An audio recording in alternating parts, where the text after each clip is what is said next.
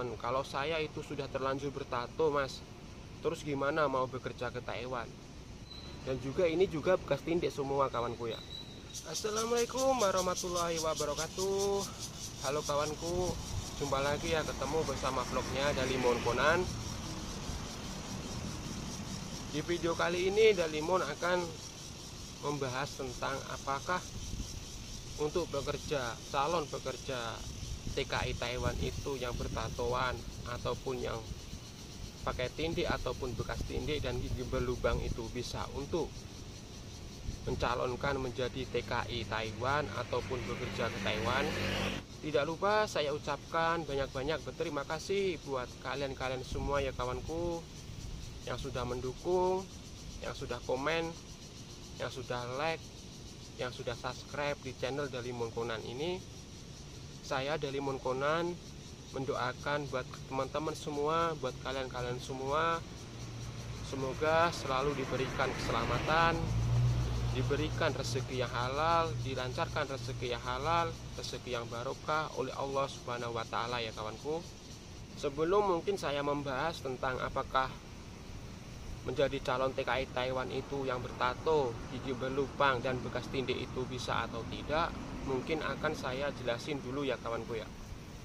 Sebenarnya sih di sini itu kalau soal tindik, soal bertato, soal gigi berlubang itu nggak masalah kalau di Taiwan sini ya kawanku. Soalnya saya juga lihat dengan kepala mata saya sendiri itu, teman-teman di sini khususnya orang Taiko itu datang baru dari Thailand, itu tiba ke Indonesia itu juga pakai tato kawanku ya. Jadi tatonya itu seluruh badan ini ya, di belakang itu full tato, itu kalau orang Thailand. Dan untuk di Indonesia sendiri ya, untuk PT di Indonesia sendiri itu mungkin menjadi calon TKI Taiwan itu mungkin ya banyak persyaratannya gitu, khususnya tidak bertato itu kawanku ya. Kalau yang aku alami itu, kalau untuk yang bekas tindik ataupun gigi berlubang itu nggak masalah kawanku ya.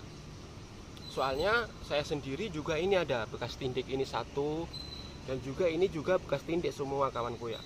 Dan untuk gigi berlubang, gigi saya juga berlubang loh, ini loh. Gigi saya juga berlubang, itu juga bisa gitu loh. Jadi kalau soal gigi berlubang ataupun bekas tindik itu tidak apa-apa ya kawanku, untuk kalian yang ingin menjadi calon TKI Taiwan ataupun dalam proses menjadi calon TKI Taiwan di PT.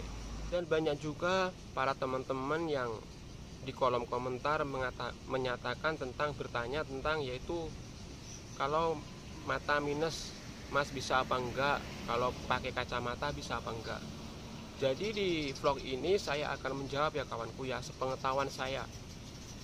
Mungkin beda orang ya beda, aku juga nggak tahu, mungkin saya akan menjawab pertanyaan ini.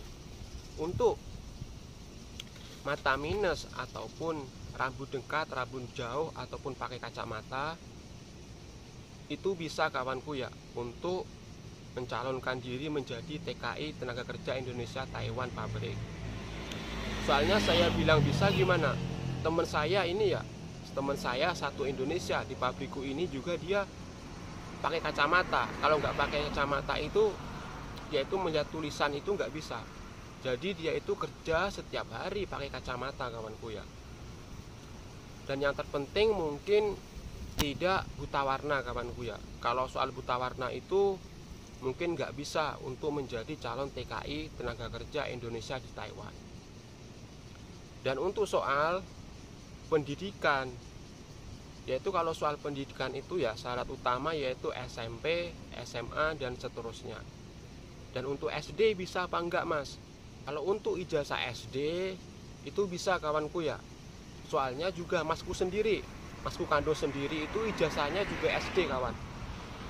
Buktinya sekarang dia sudah bekerja di Taiwan ini hampir 9 tahun. Dia sekarang di pabrik di Kaohsiung, yaitu pabrik plastik. Kalau soal ijazah SD itu bisa kawanku ya. Mungkin sepengetahuan saya kalau ijazah SD itu mungkin ya ditentukan dengan ijazahnya. Mungkin kalau ijazah SD kerja di sini gitu kawan. Tapi semua itu tinggal rezeki kita sendiri kawanku ya. Dan untuk yang bertato, mungkin ini yang penting sekali ya, mungkin yang banyak ditanyakan teman-teman, kalau saya itu sudah terlanjur bertato mas, terus gimana mau bekerja ke Taiwan? Itu kalau saya pribadi mungkin bisa kawanku ya, tapi dengan satu syarat, yaitu untuk yang khusus bertato, kalian itu harus menghubungi teman kalian yang sudah bekerja ke Taiwan buat calling visa. Jadi calling visa itu ya sudah ada perjanjian kerja antara agensi Taiwan, bos pabrik Taiwan dengan kita gitu loh. Tinggal bos Taiwannya, agensi Taiwan itu menentukan di mana PT mana untuk kita proses untuk bekerja di pabrik Taiwan. Jadi kalau calling visa itu kan kok bisa mas kalau calling visa gitu, khusus yang bertato. Soalnya gini, kalau calling visa itu ya dari pihak agensi, dari pihak bos pabrik itu sudah tahu tentang fisik kita itu gimana gitu loh, tentang kita yang sudah bertato, kita yang sudah bertindik, yang gigi berlubang. Jadi nggak masalah meskipun kita bertato full badan, ibaratnya kalau pihak agensi bos pabrik sudah oke menyetujui ya nggak apa-apa. Tinggal kita itu ditentukan oleh pihak agensi biasanya itu untuk mengurus berkas-berkas di PT yang mana yang disebutkan dari agensi tersebut ya kawanku ya. Banyak juga pertanyaan teman-teman ya, biasanya itu nggak bisa membedakan antara potongan agensi sama potongan China Trust atau potongan bank ya kawanku ya.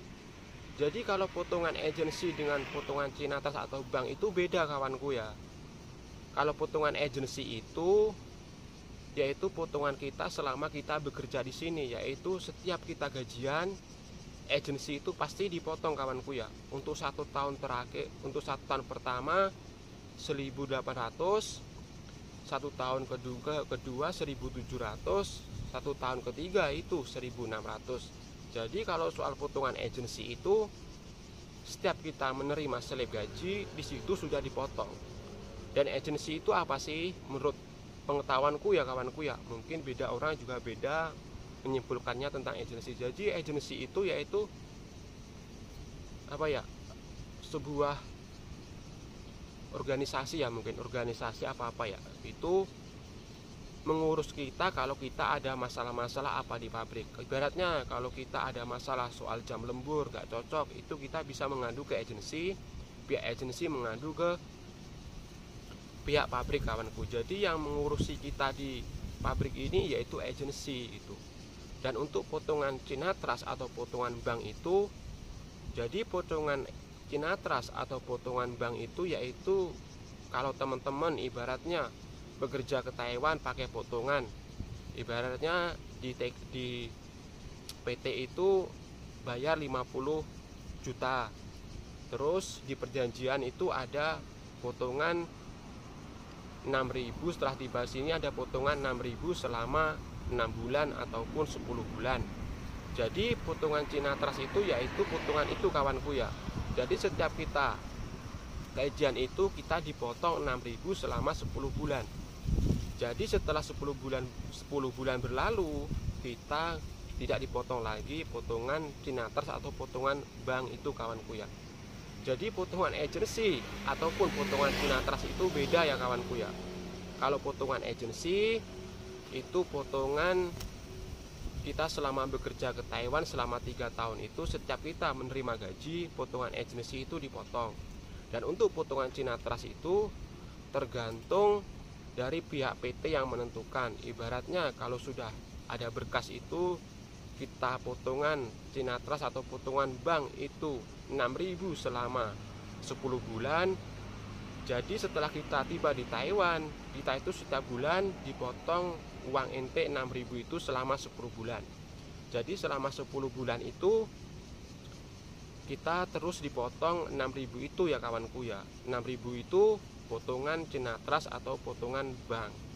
Dan setelah 10 bulan, jadi potongan China Trust itu kita sudah nggak dipotong kawanku ya.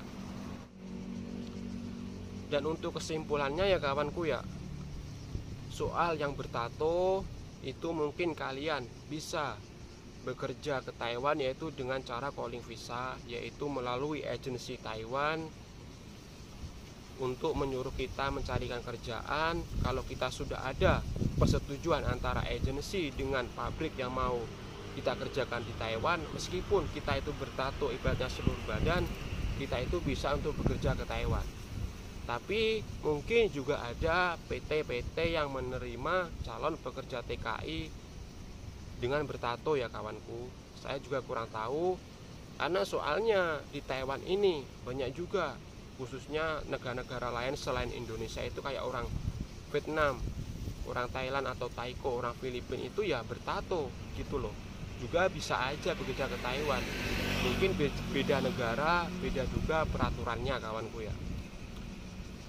Dan selanjutnya untuk yang berkacamata itu bisa kawanku ya, bisa bekerja ke Taiwan. Dan untuk yang gigi berlubang, bekas tindik itu juga bisa kawanku. Dan untuk ijazah, ya untuk persyaratannya sih ijazah itu maksimal SMP dan seterusnya. Dan untuk SD itu bisa ya kawanku, soalnya ya tadi saya sampaikan kakak saya sendiri juga, kakak kandung juga ijazah SD juga bisa bekerja ke Taiwan. Jadi mungkin seperti ini yang bisa saya sampaikan ke teman-teman semua, para subscriberku.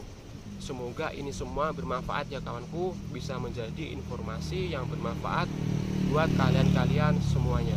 Dan sekian dulu vlogku kali ini, informasi yang dapat saya sampaikan ya kawanku.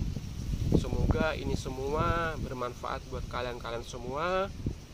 Semoga kalian semua yang dalam proses menjadi TKI tenaga kerja Indonesia Taiwan, prosesnya diberikan kelancaran oleh Allah Subhanahu wa Ta'ala, diberikan pabrik yang bagus lemburnya, pokoknya pabrik yang bagus semuanya. Dan tidak lupa-lupa saya pesan khususnya untuk saya sendiri, untuk teman-teman semua, ingat tujuan kita untuk berangkat ke Taiwan yaitu untuk bekerja. Ingat dengan biaya kita untuk bekerja di Taiwan. Sekarang itu biayanya besar kawanku ya. Ya cuma 3 juta, 5 juta, 7 juta. Sudah ada puluhannya. Jadi selalu ingat tujuan kita berangkat ke Taiwan yaitu untuk bekerja. Kita bekerja dengan sungguh-sungguh di Taiwan, kita kembali lagi ke negara kita, kumpul sama keluarga, kumpul sama anak istri, kumpul sama kedua orang tua. Tinggal kita menikmati dari hasil jerih payah kita selama kita bekerja ke Taiwan ya kawanku. Dari saya Dalimun Conan, wassalamualaikum warahmatullahi wabarakatuh.